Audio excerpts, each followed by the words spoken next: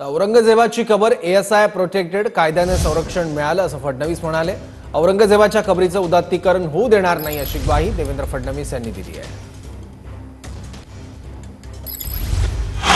जी कबर आहे ना, जी सजवलेली काढून टाका, कबर नुसती दिसली पाहिजे आणि तिथे एक मोठा बोर्ड लावा, आम्हा मराठ्यांना संपवायला आलेला औरंगजेब इथे आम्ही गाडला गेला।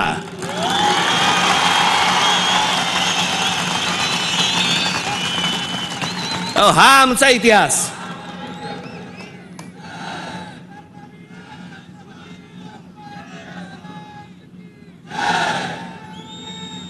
अफजल खान ज्या वेळेला इथे आला, इतिहास कशासाठी वाचायचा? इतिहासातनं बोध घेण्यासाठी वाचायचा। अफजल खान जेव्हा इथे आला त्यावेळेला प्रतापगडावरती मारला गेला खाली, तिथेच त्याची खाली कबर खोदली गेली, तिथेच त्याला पुरला। मराठीत एक फार अप्रतिम जो शब्द आहे ना, पुरून उरीन, तो आहे, तुला पुरीन आणि उरीन। तो जो पुरला त्याला तिकडे अफजल खानाला, तो शिवाजी महाराजांच्या होकाराशिवाय पुरला नसेल।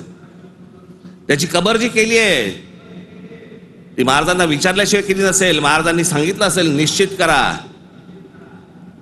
जगाला कळू दे कोणाला मारलाय।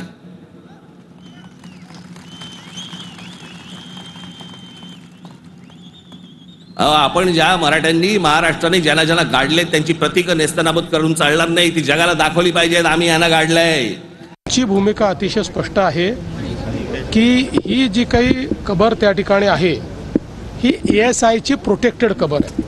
त्यामुळे आम्हाला औरंगजेब आवडो का न आवडो, कायद्याने 50, 60, 100 वर्षापूर्वी त्याला त्या काळामध्ये 60 वर्षापूर्वी प्रोटेक्शन मिळालेलं आहे आणि म्हणून त्या ठिकाणी जे काही कायदा आहे त्या कायद्याचं पालन करणं ही आमची जबाबदारी आहे। हा हे मात्र निश्चित आहे, कुठल्याही परिस्थितीमध्ये औरंगजेबाच्या कबरीचं उदात्तीकरण, ग्लोरिफिकेशन आम्ही होऊ देणार नाही।